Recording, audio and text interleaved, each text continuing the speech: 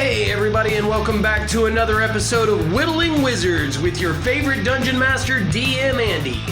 Today I went out amongst the crowds and lingered through all the holiday supplies to find lots and lots of skeletons, because I'm gonna build a Bone Golem. I collected myself as many skeletons, bones. I even bought a bird skeleton for some reason. I'm going to chop all this stuff up and I'm going to build a Bone Golem. First things first, let's clear up the mat and get started. Tear away all these skeletons from their packaging and then just start hacking away at them either with scissors, a pair of cutting pliers, or even your model snips. Now remember, this project can be very seasonal, as Walmart and Dollar Tree don't sell skeletons all year round. So you want to collect as many as you can when you have the opportunity when you see them. And right now with Christmas decorations going up, it looks like you can get a lot of them for 50% off. That being said, just cut up all these skeletons and pay attention to the things you cut out, because these little bitty pieces that come out of the legs work really, really great for mushroom caps on other projects. Just paint them up, glue them on. Now I'm going to move on to this big skeleton I bought. He was a little more expensive, but I really, really want the rib cage off this guy. I think the rib cage and the arms are going to come in pretty handy on my new project. So I'm just going to tear down that bird skeleton and then slide that big rib cage over the top of it. This is going to be the rib cage of the monster and its stomach. And then those bird feather skeletal sticks are going to work like a headdress behind the skeleton's back. I glued all these together with a hot glue gun. Hot glue is going to be a lot cheaper than super glue on this project because it's going to take a lot of glue to glue all these pieces together. I used the feet off the large skeleton and I just shoved them up in the rib cage with some hot glue on them, stood them up, and let that dry. Then I had to secure the ankles as they were pivoting, so I also glued those into place so they wouldn't move around as much. Then I used some smaller skeletons and I glued them inside to the opening of this rib cage. I put 2 of them in there to fill that gap at the top, just to add more bones and pieces I can attach to. Here I use some of that super glue out of the tube that you find at Dollar Tree. It doesn't dry fast enough, so I had to go ahead and hot glue this piece into place too. Then I just went around, there you go. Then I just went around the sculpt looking for a place to put the wings where I liked them. Once I had a good idea of what I wanted my wings to look like, I just got out the hot glue gun. This time I switched to my big hot glue gun and I just smeared hot glue all over the back of the golem to place the wing in place. Don't worry about the excessive hot glue. It just looks like veins or skin or some kind of rotting material on the bone golem when you paint it up. Next, I wanted to work on the arms. I wasn't sure what to do with the arms, so I just attached some rib cages to the top of the shoulders to look like big plates or shoulder pads. I let that hot glue settle and stiffen up on the shoulder pads before I finished working on the arms. These ones are going to fall off if you don't let that hot glue set, so just give it a minute. It doesn't take long for hot glue to set up. Then I just stuffed in that big skeleton's arms. When they're dangling like this, they look kind of funny. I wasn't sure what to do with them, so I ended up bending them into place so that one arm stuck out in front of the body and the other one was kind of caressing or cupping his stomach. Like maybe this gives birth to other skeletal warriors while you're fighting. I didn't like what the face looked like. So I got out these Citadel skulls, and there just happens to be this one big weird alien skull in there. And I went ahead and glued it over the front of the original skull. Once I got about this far in the project, I realized this guy is way too big for 28mm miniatures. So if you're going to build one, especially if you're going to build one this big, you're probably going to have to view him as a big bad evil guy. Something that's in story building up to, like, he's just really, really big, guys. Now usually at this point, I just go outside and I spray paint the entire thing flat black.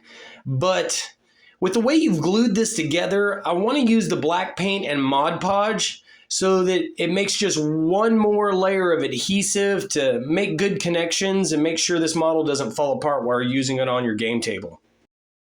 Now, when you're painting these, you'll find that it's kind of hard to get down in between the bones and get back on the back side of a lot of these skeletal pieces, especially when it's all been glued together like this. So do your best to just coat the thing really thick, and a lot of the Mod Podge will run down in there as you're working your way around the skeleton. Now, we never really discuss how messy the Mod Podge scenario is. I've noticed on a few other videos, people are actually wearing gloves, and it's actually a pretty smart idea, so that way you don't get Mod Podge all over your hands right before you got to go do something with the wifey. So while I finished base coating this guy in Mod Podge, I wanted to talk about what a Bone Golem is. A Bone Golem is an abomination of animated skeletons and flesh crafted by usually a necromancer or some kind of magic of the dead wielder. There's lots of games out there, and I don't know what every single game calls their corpse summoners. Now, the reason for the giant belly is when a necromancer crafts these monstrosities, they give them the ability to have Master of Bones themselves, so they can heal themselves as well as create other mobs or even an entire skeletal horde for you to fight. A Bone Golem is a large construct that's unaligned, usually has an armor class of about 15 and about 150 hit points, has a speed of 30, as well as a strength of 20, dexterity of 9, constitution of 18, intelligence of 3, wisdom of 6, and a charisma of 1, because they're ugly. As far as like languages go, they understand the language of their creator, but they don't speak. The Bone Golem is immune to poison, psychers, and all non-magic weapons. You can't come at this thing with a level 1 rogue, I promise. I really like the idea of this giant Bone Golem monstrosity tied to a necromancer's powers. It makes for lots of different ideas where you could literally tie this guy to the necromancer's book and the players have to destroy the book before they can take down the golem. Or they just run from the golem while they're fighting the necromancer trying to kill him off to destroy the golem's magic. There's all kinds of cool things you can do with bone golems and reanimated corpses. So don't feel lost with this one. Make it a glass cannon where your adventuring party can just walk right through him like it's nothing. They're just startled at first at how big he is. Now, once this guy was good and dry, I still wasn't happy with how the insides didn't seem as dark as the outside. So I took it outside and I base coated it with some flat black spray paint. Then from there, I let that dry and I took some antique white and some chestnut and mixed them together.